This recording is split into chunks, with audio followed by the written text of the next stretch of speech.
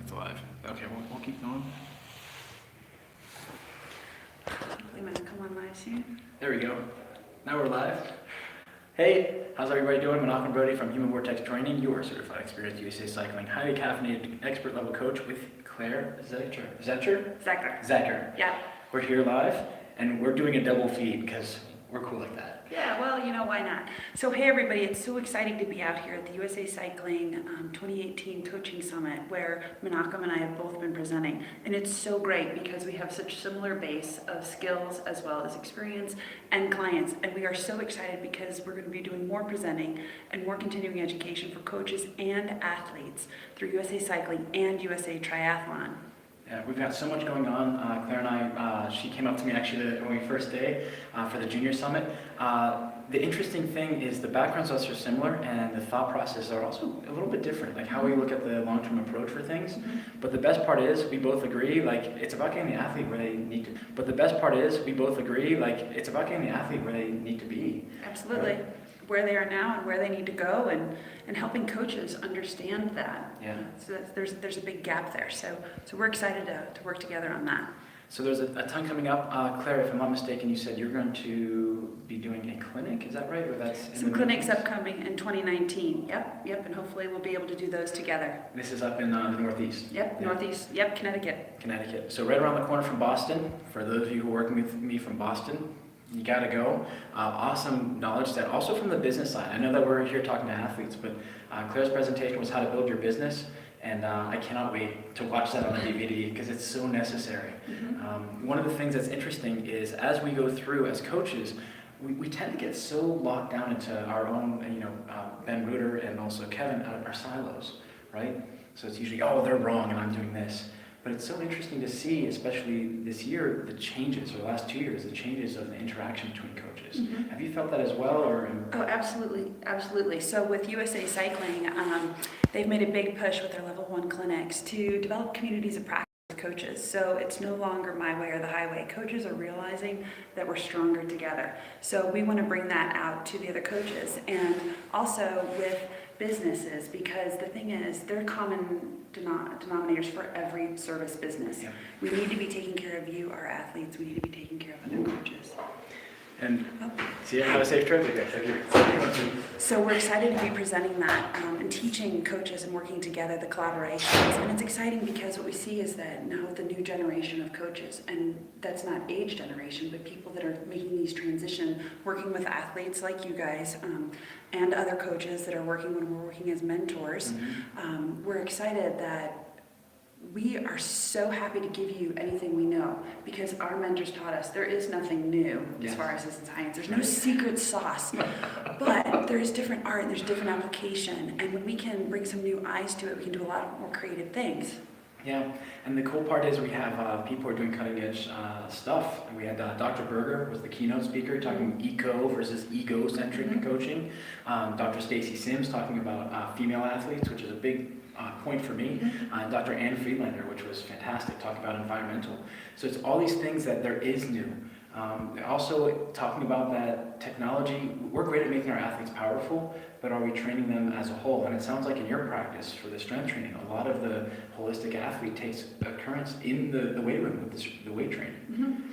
Yep, and creating a network, right? So not only working with other coaches in your national governing body, but working with your athlete's team. So is it their physical therapist? Is it their massage therapist, their chiropractor, their orthopedist, their dietitian, in some cases their gynecologist to understand the hormones, or for the male athletes with their doctors. So it's really interesting creating this whole dynamic, and they're talking about that here. Yeah. What was the biggest takeaway? What are you most excited about from this? Obviously meeting you and Malcolm. so for sure.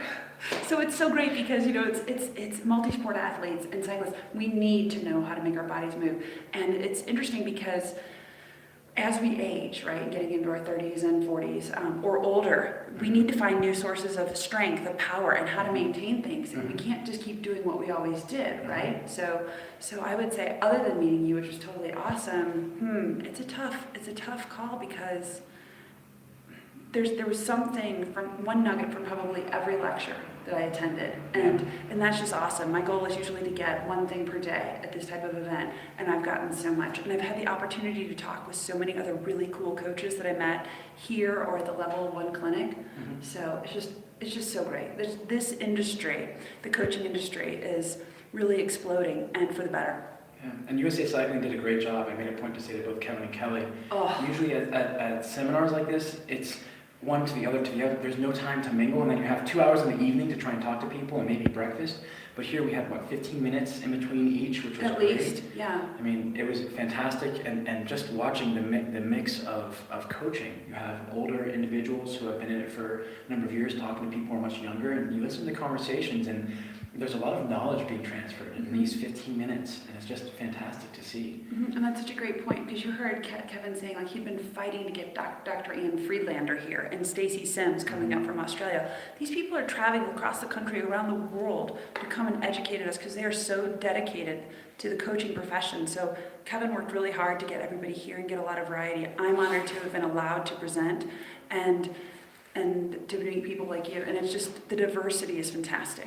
I think from a coaching standpoint, like of all the presentations you missed, yours was the one that I was really, most disappointed. I'm Yeah, thanks, Malcolm, for offering 5 sessions plus another one during mine, but whatever. Well, that was something with USA Cycling. They're like, how many breakout sessions do you want? I was like, I can handle up to 10. I want to get as many touches as possible. So with your talk, it was interesting. She was giving out chocolate before. Dark chocolate, thank you very much. Because she's smart and she understands, like, people are going to remember it's that small stuff. Like in the coaching practice, sending a handwritten note out of nowhere in the old snail mail. But what's interesting is how we build our coaching practices is networking and meeting people and doing stuff like this, right? So how is it that there's so many coaches out there and so many athletes, and yet we all seem to stay in our silos? We don't tend to break out. Well, I think it's changing. The old guard is going to stay with the old guard, and that's okay. They're going to do what they're going to do. But we are changing it because our generation knows that knowledge is key, that we're going to be living longer, we're going to be racing longer, and we have more access to social media, and we're not afraid of technology. We're also not afraid to say, hey, can I get some help?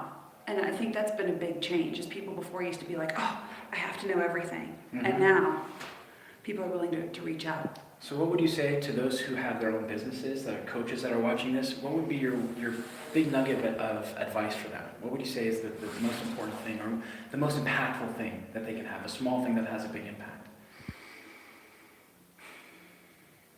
There are so many things, obviously, but I would say the biggest thing is make sure you're doing what your clients need. And if you don't know, or maybe you need some fresh ideas, or there's something that, come here closer, not everybody can see your big face.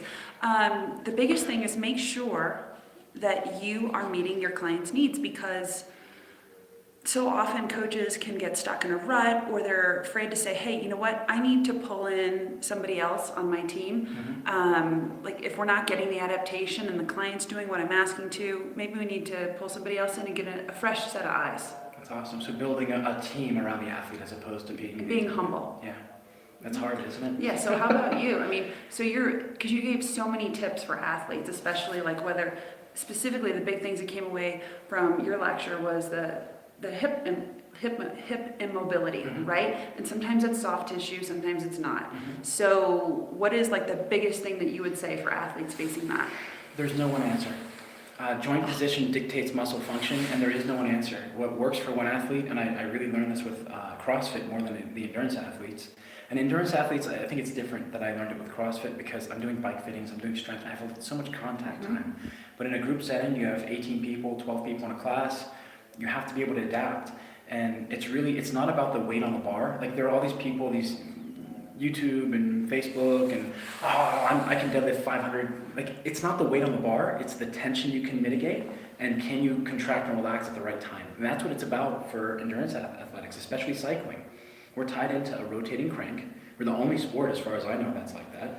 So the ability to contract and relax muscles that you need in your sport, but also to live your life. Most of us, you and I, we love being on the bike, we love being out there doing what we do, but we're professionals in something else, just like everybody here, I asked how many people are working with only professionals, and one person out of 75 coaches raised his hand.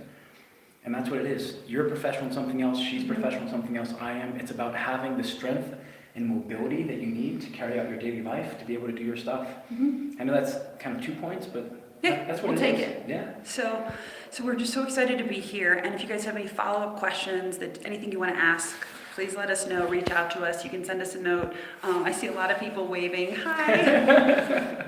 That's really cool. So if you have any questions for Menachem or myself, and you can find tons of Menachem's videos through Training Peaks and USA Cycling and Coaching, and is available on pretty much every social media platform. So reach out here, and then after this, we'll be posting comments with your social media links. Yes. So we're excited about that. And he's by country, by coast, not by coast, but by country. So you can reach him in Tel Aviv, or we'll be doing some 2019 collaborations in New England. So, so we're excited for that. And same for Claire's contact information. We'll have that down below in the comments. Lots of great stuff.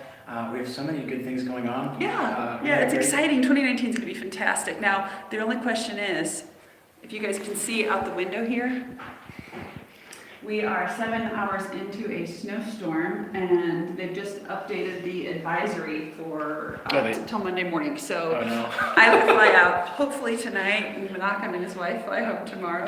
Yeah. So hopefully we'll actually make it home.